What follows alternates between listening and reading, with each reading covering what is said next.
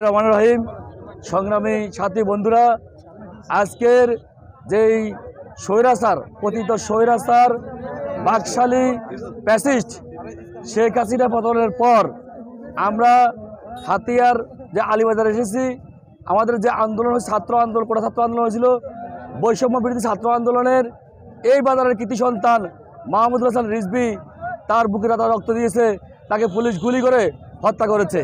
আজকে আমরা বলতে চাই, এই যে বাজার, এই বাজারের নাম শহীদ রিজভী বাজারের দাবি জানাচ্ছি।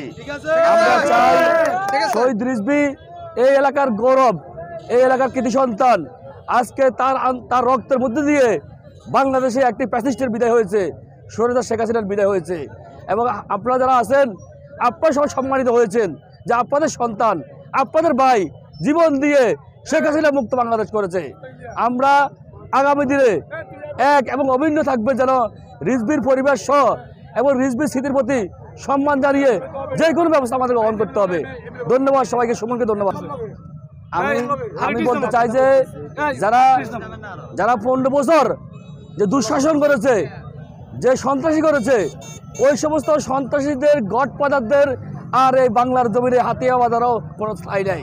আমাদের যারা দল করেন তারা যেন দল খেলা না হয়, ঐক্যবদ্ধ থাকবে।